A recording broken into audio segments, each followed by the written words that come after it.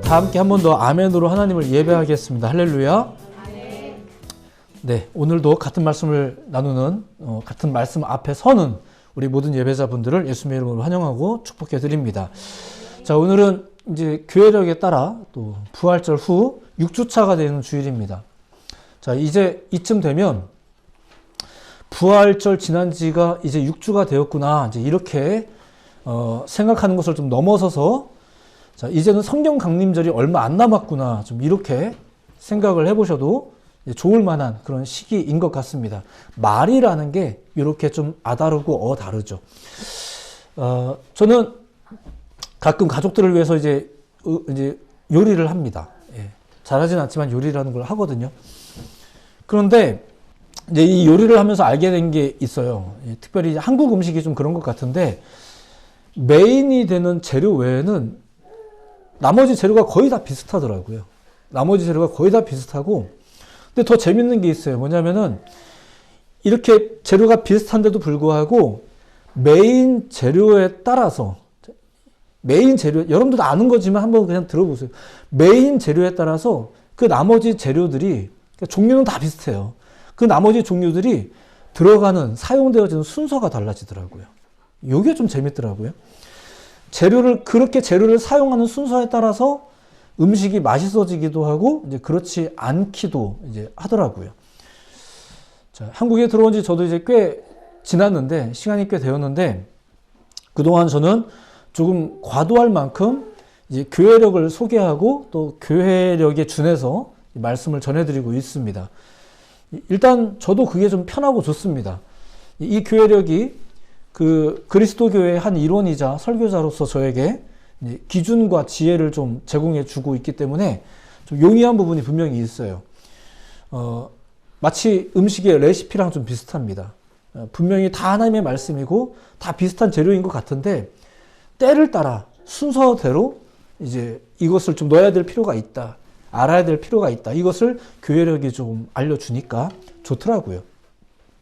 이렇게 신앙에도 분명히 질서라는 게 있습니다. 그리고 저는 이제 교회의 역사와 또 복음서의 내용을 통해서 확립된 이 교회력을 저는 굉장히 존중하고 있습니다.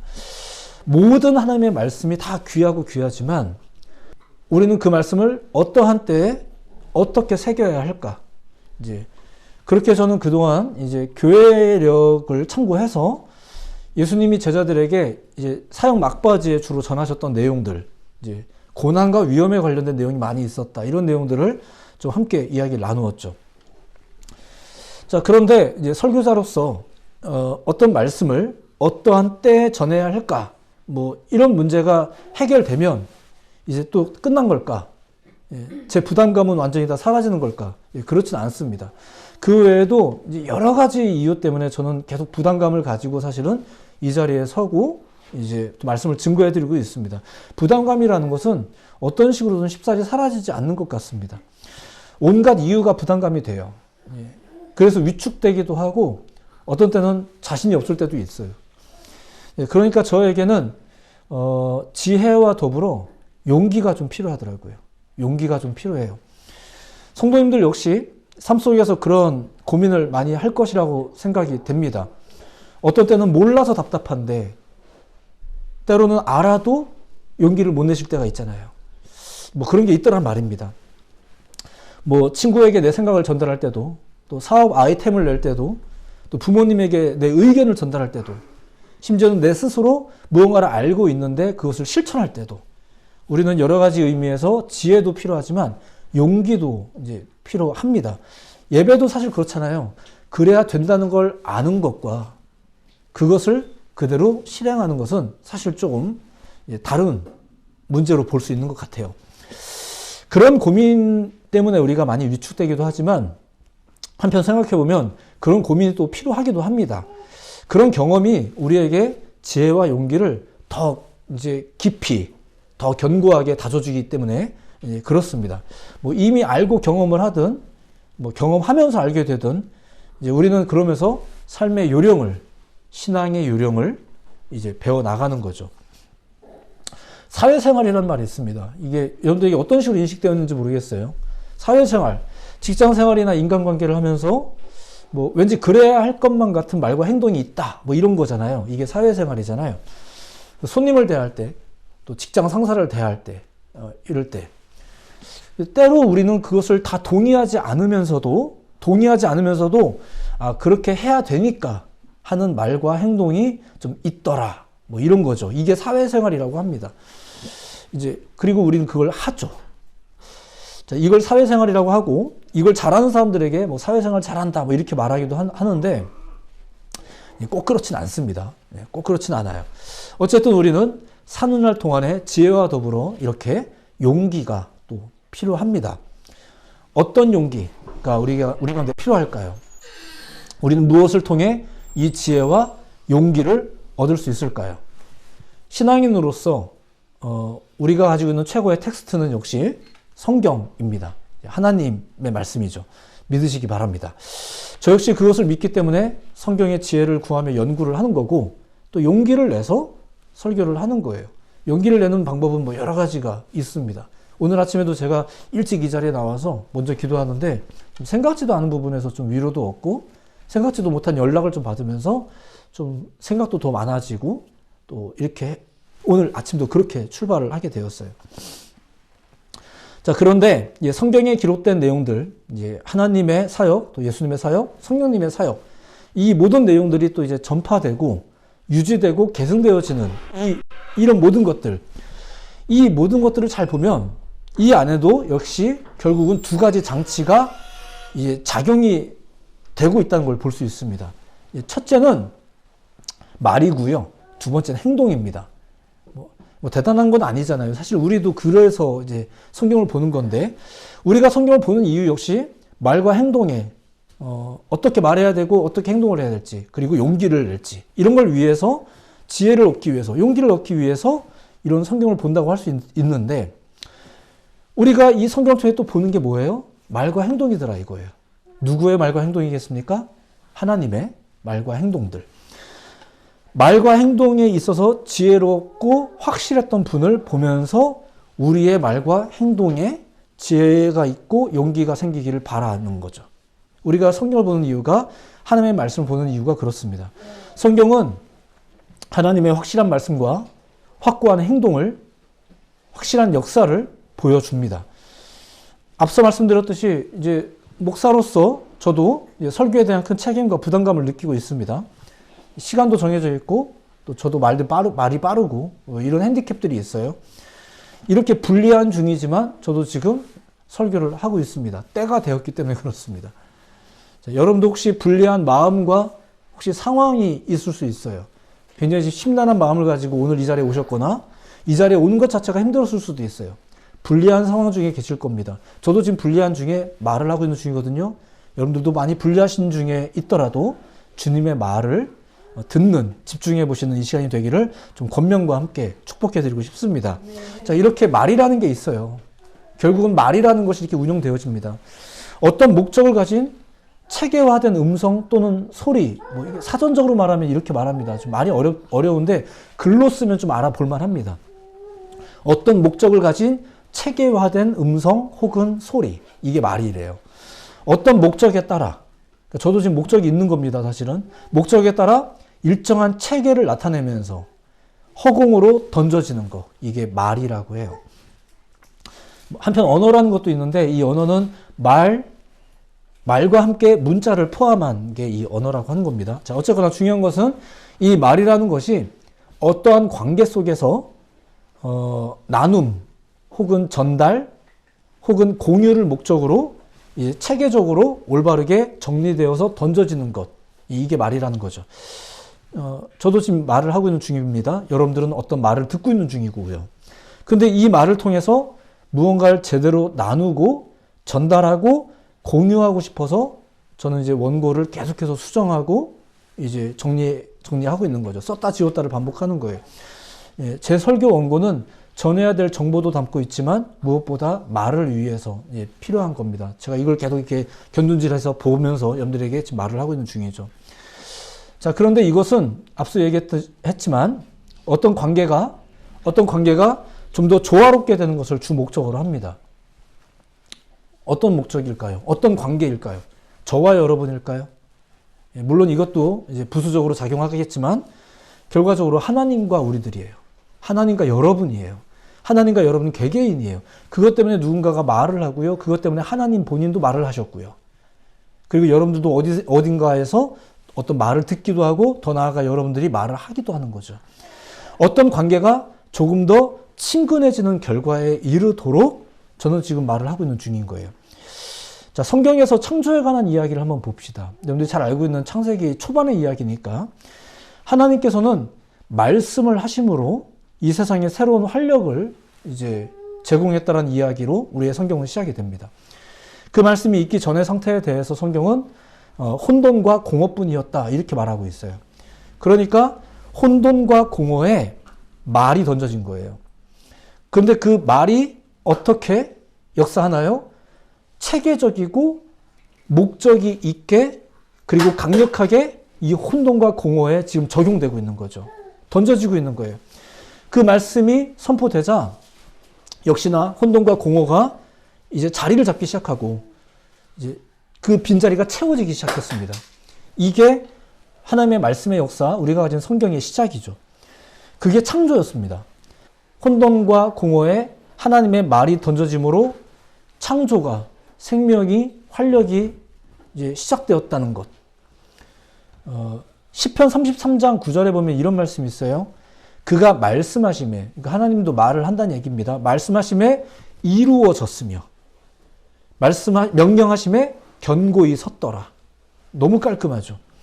먼저는 하나님이라는 존재와 그분이 말씀을 하시는 존재라는 것을 믿으시기 바랍니다. 그리고 그분의 말씀에 능력이 있다는 걸 믿으시기 바랍니다. 여러분들도 말에 능력이 있다는 건 너무 잘 아시잖아요. 말 잘하면 막 행복해지기도 하지만 말 이상하게 하면 굉장히 힘들어지기도 하잖아요. 이런 게 있어요. 그분의 말은 오늘날도 이제 죄로 인해 다시금 혼돈과 공허가 이제 만연해진 오늘날도 이 지구 마을에도 여전히 우리에게 이제 말씀이 전해지고 있다는 걸 또한 우리가 믿어야 될 줄로 믿습니다. 그러니까 인류는 그분의 말씀 앞에서 어떻게 하면 되냐? 네라고 대꾸하면 돼요. 네라고 대꾸하면 됩니다. 가만 멍하니 있으면 안 돼요. 서로에게 말을 하는 거죠. 하나님께서 다시금 우리에게 말씀을 하실 때마다 우리가 역시 다시금 말을 해야 되는 거예요. 대꾸를 해야 되는 거예요. 하나님은 생명의 말씀을 하시니까 우리는 믿음의 말을 하면 돼요.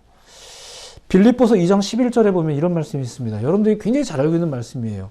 모든 입으로 예수 그리스도를 주라 시인하여, 그러니까 말하라는 거예요. 시인하여 하나님 아버지께 영광을 돌리게 하셨느니라. 영광을 돌리는 건 뭘까요? 말과 행동을 통해서 나타내는 거겠죠. 그런데 우리는 하나님의 말에 주목하기보다 우리가 하는 말, 그리고 다른 말에 더 집중할 때가 많아요. 그러면서 우리는 역시 그러한 말에 영향을 받죠. 하나님의 말이 아닌 자신의 말, 혹은 세상의 말에 영향을 받는 것. 뭐 이런 경우가 많습니다. 가끔 우리가 개인적인 고집이나 여러 상황에 의한 말을 하기도 합니다. 배고프지라고 물어봤는데 이제 괜히 자존심 때문에 뭐 안 고파요 이래놓고 집에 가서 막 양푼에 밥 비벼 먹고 이러는 것들도 있어요.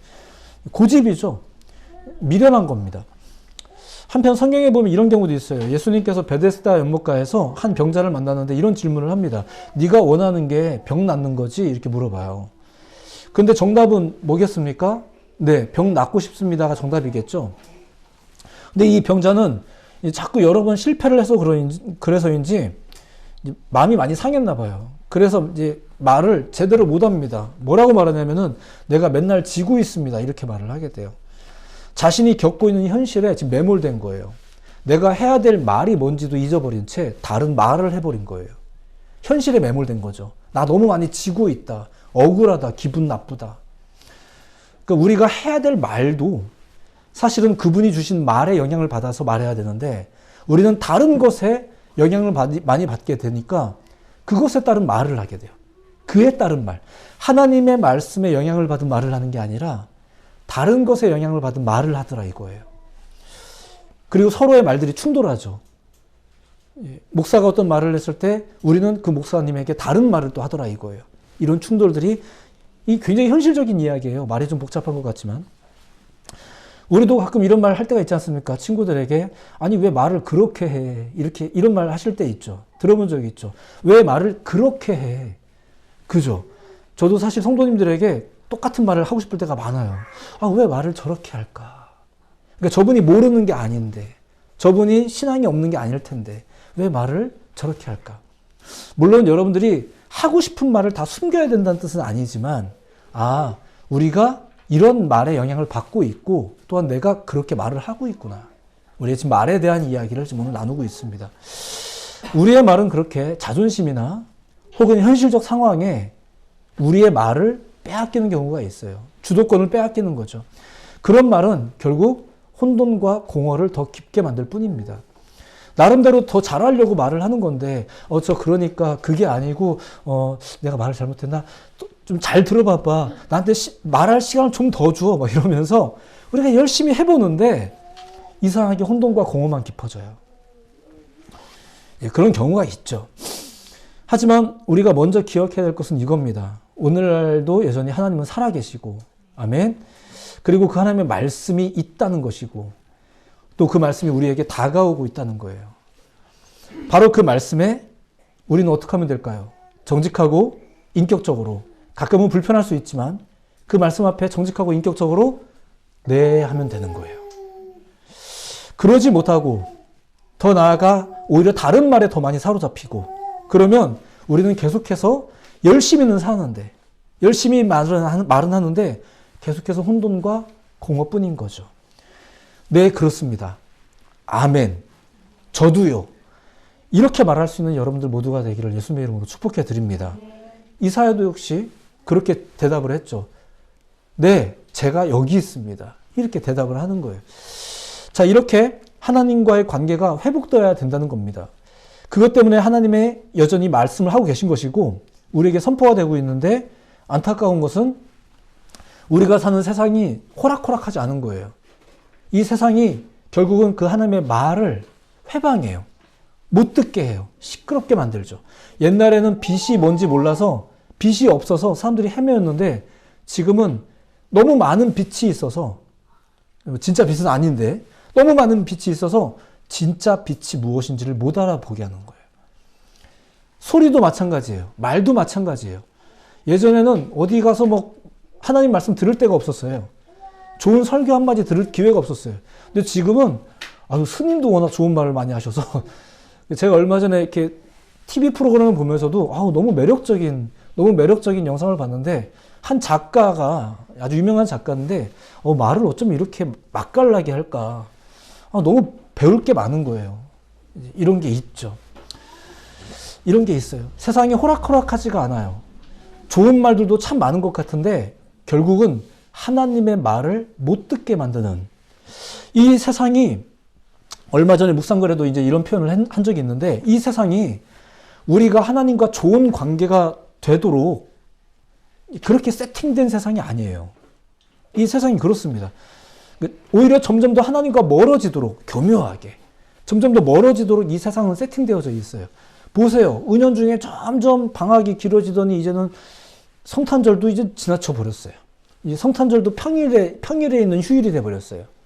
예전에는 성탄절이 방학 중에 있었기 때문에 우리가 정말 기쁨과 즐거움과 정말 재미있게 성탄절을 준비할 수 있었는데 이제는 다 바뀌었어요. 이게 단순히 뭐 공휴일 문제, 교육 이런 얘기를 하려는 게 아니라 뭐가 원인인지도 모르겠어요. 이제는 이렇게 세상이 변해가고 있다는 거죠. 우리가 이것을 영적으로 눈치챌 필요가 있는데, 그러지 않으면 뭐 나름대로 좋은 것 같기도 하고, 뭐 이렇게 사는 것도 재밌는 것 같기도 하고, 또 자유롭고 뭐 이렇게 이제 됩니다. 되었죠, 이미. 세상이 호락호락하지 않습니다. 우리가 이거를 이제 이거를 이제 눈치챌 시점이 오긴 하는데, 아무튼 세상이 그렇습니다. 우리는 그러한 세상을 살면서 귀를 바짝 기울여야 됩니다. 지금 이런 청함을 지금 계속 받고 있는 겁니다. 그나마 일주일에 한 번이라도. 설상가상 우리 자신도 호락호락하지 않습니다. 이것은 죄에 물든 본성 때문일 것입니다. 세상 탓만 할 수 없다는 거예요. 그동안에 했던 설교가 그 내용입니다. 세상 탓만 할 게 아니라는 얘기예요. 우리 역시도 사실은 우리 안에서 이런 일들이 벌어지고 있어요. 계속해서 거부하고 싶은 심정들이 우리 안에 발생을 하죠. 자꾸 우리가 설명하려고 드는 마음들이 우리 안에 발생하더라 이거예요. 우리 역시 어느 순간부터 이미 하신 하나님의 말씀도 매주 듣는 설교도 또 쉽사리 잊어버리는 그런 존재가 되어버린 거죠. 생명력 넘치는 말들을 쉽사리 놓쳐버리는 존재가 된 거예요. 자, 오늘 본문 말씀은 바로 이런 우리를 향해서 성령님이 하시는 일이 무엇인지를 소개하고 있습니다. 단순한 건데 요한복음 16장 전체가 이 성령의 일을 소개하고 있습니다. 자, 그 성령의 일이 뭔지를 뭐 여러 가지로 규정할 수 있겠지만 이제 오늘 본문과 관련해서 보자면 이런 겁니다. 먼저 8절 앞에 부분 8절에 보면 이런 말씀이 있어요. 죄에 대하여, 의에 대하여, 심판에 대하여 세상을 책망하시는 일이 성령님께서 하신 일이라고 합니다. 그런데 이제 오늘 본문은 이 성령님께서 하시는 일을 이렇게 소개하고 있어요. 우리를 진리 가운데로 인도하신다라고 소개하고 있다라는 거죠. 진리 가운데로. 13절 말씀, 우리 한번 13절 말씀을 같이 읽어봤으면 좋겠습니다. 우리를 어떻게 진리 가운데로 인도하신다는 얘기일까요? 13절 말씀 같이 읽어봅니다. 시작. 그러나 진리의 성령이 오시면 그가 너희를 모든 진리 가운데로 인도하시리니 그가 스스로 말하지 않고 오직 들은 것을 말하며 장래일을 너희에게 알리시리라. 아멘. 진리가 뭘까요? 진리가 거두절미하고 하나님의 말씀입니다. 하나님의 말이죠. 근데 여기에서 보시면 성령님께서 스스로 말하는 것이 아니라 오직 들은 것을 말한다라고 말합니다. 자, 누구에게 들은 말이겠습니까? 예수님은 지금 성령의 사역을 소개하고 있는 중입니다. 그러면서 14절에 성령의 사역에 대해서 이렇게 또 정리도 하고 있습니다. 14절은 제가 읽어드립니다. 그가 내 영광을 나타내리니, 성령 얘기하는 겁니다. 성령이 내 영광을 나타내리니 내 것을 가지고 너희에게 알리시겠습니다. 내 것이라는 게 뭘까요? 예수님의 말이죠. 예수님의 행동입니다. 성령님께서도 스스로 말하는 게 아니라 들은 것을 말한다. 성령님께서 예수님의 영광을 나타내신다고 하는데 예수님의 영광이 바로 예수님이 하신 말과 행동입니다. 그리고 말씀하시기를 성령이 바로 그것들, 내가 했던 말과 행동들을 너희에게 알게 할 것이다. 근데 성령님께서 또 알게 하실 때, 자, 괜히 복잡한 것 같지만 성령님께서 그것을 알게 하실 때 또 어떻게 알게 하시냐면은 성령이 너희에게 말할 거래요. 자, 그러니까 정리하면 이렇습니다. 이제 하나님도 말하고 예수님도 말하고 그리고 이 말씀들로 성령님도 너희에게 말하고 그가 내 것을 가지고 너희에게 알리시리라. 성령이 말입니다. 하나님의 말, 예수님의 말, 성령님이 하실 말. 그리고 더 나아가면 어떤 일이 벌어지겠습니까? 성령으로 사역하는 사람들의 말이, 지금 저도 그 사역을 하고 있는 중이잖아요. 이 말이, 하나님은 이 세상에서 잃어버린 백성들을 찾기 위해서 성실하게 말씀하고 계십니다. 그러면 우리는 입을 벌려서 네 라고 말하면 됩니다. 찬양, 입을 벌려서 하시면 됩니다. 기도, 입을 벌려서 하십시오. 말씀, 곱씹어서 새겨가시고 이 말씀을 또 증거하십시오. 그럼 성령님이 도우실 것입니다. 어떻게 도우실까요? 말해주신다는 거예요. 알게 하신다는 거예요. 깨닫게 하신다는 거예요. 오늘 본문의 내용은 요한복음 12장 이후에 그동안 전한 말씀들이 대부분 다 그렇지만 십자가에 달려 죽으시기 위해서 예루살렘에 이제 들어가시면서 제자들에게 가르치신, 막바지에 가르치신 많은 가르침 중에 하나입니다. 고난과 위험에 관련된 이야기 했지만 무엇보다도 이제 성령님에 관련된 이야기, 성령님이 너희를 도우실 거다라는 이야기, 그런 맥락입니다. 누가복음을 제외한 마태, 마가, 요한복음은 유독 이 성전 입성 이후에 예수님의 가르침을 많이 이제 소개하고 있습니다. 이게 무슨 말이냐면요. 여러분들이 가지고 있는 성경들 보시면 특별히 이제 오늘 본문을 포함한 요한복음 뒷부분을 보면 다 빨간색이잖아요. 성경에 보면 예수님 말씀은 빨간색으로 기록하고 있죠. 요한복음 16장을 보시면 뒷부분을 보시면 이 빨간색이 넘칩니다. 왜일까요? 지금 상황은 예수님의 공생애가 거의 끝나가는 끝자락입니다. 그동안에도 많이 말씀하셨고 그러셨지만 무엇보다 주님은 이곳저곳을 다니면서 주로 행동을 하셨죠. 나타내신 거예요. 근데 이제는 막바지가 되니까 행동은 잠깐 멈추고 말씀으로 사역을 마무리하고 계시는 중이에요. 예수님이 막 기적을 일으켰을 때 사람들이 너무 신기해갖고 따라다녔어요. 산 위까지 따라갔어요. 예수님의 첫 번째 사역의 풍경입니다. 산 위까지 올라왔는데 갑자기 예수님이 자리에 앉아요. 니네들도 다 앉으래요. 그러더니 말을 시작합니다. 이 사람들은 예수님의 행동을 보면서 지금 막 매료가 돼가지고 찾아왔는데 기적을 보면서 매료가 돼서 왔는데 갑자기 예수님이 그 기적을 멈추고 말을 시작하시는 거예요. 하늘에 속한 말을. 그게 마태복음 5장부터 7장까지 여러분들이 알고 있는 산상수훈의 말이에요. 우리는 행동을 보고 싶었는데 그 행동을 보면서 좀 많이 놀랐는데 그걸 멈추고 말씀을 하신 적이 있었어요. 예수님께서는 사역 막바지가 되자 이제 뭐 앞으로 최종적으로 남아있는 큰 행동이 하나가 남아있죠. 십자가에 달려서 죽는다 라는 이 엄청난 이해가 안 되는 행동이 하나가 있는데 지금 이 사역을 마무리해 가면서 지금 다시 말씀하고 계신 중이에요. 처음 사역을 시작할 때도 그분의 행동만 보았을 때는 많은 사람들이 예수님을 이해를 못했습니다. 그래서 말로 비유해주고 해석해주니까 믿는 사람들이 생기죠. 뭐 물론 그렇지 않은 경우도 있었지만 성령님의 도우심이 없으면 그 말씀이 온전히 이해되지도 않고 또 심지어 기억도 안 납니다. 그러니까 여러분들 오늘도 마찬가지예요. 이 말씀을 듣고 돌아갔지만 성령님께서 동행하신다는 걸 여러분들이 믿지 않으시면 성령님이 도와주시지 않으면 바로 주일 설교 까먹어요. 이 말씀도 까먹고 또 삽니다. 성부 하나님은 그렇게 오래도록 우리를 사랑하시면서 말씀을 하셨고요. 처음부터 계속. 그리고 성자 하나님은 그렇게 말씀이셨지만 육신이 되셨고요. 그리고 성령 하나님은 끝까지 우리에게 그 말씀을 기억나게 하시는 하나님이십니다. 그러니까 우리가 그 말과 함께 살아야 된다는 거죠. 그리고 우리는 어떻게 하면 된다고요? 입술을 벌려서 네 라고 말하면 되는 거예요. 우리 입술로 시인하는 거죠. 그리고 입술을 벌려서 예배하는 거예요.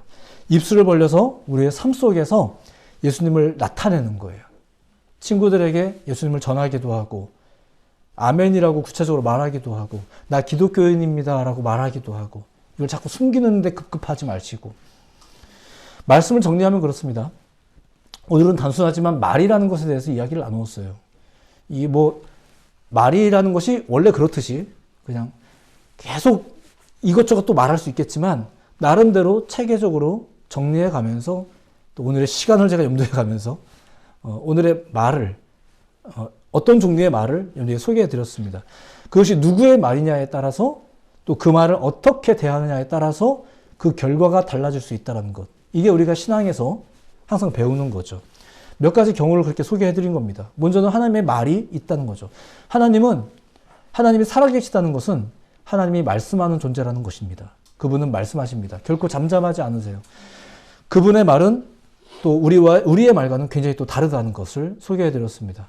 창조력이 있죠. 생명력이 있어요. 한편 죄로 물든 우리의 말은 어떻다? 우리가 자주 듣는 얘기죠.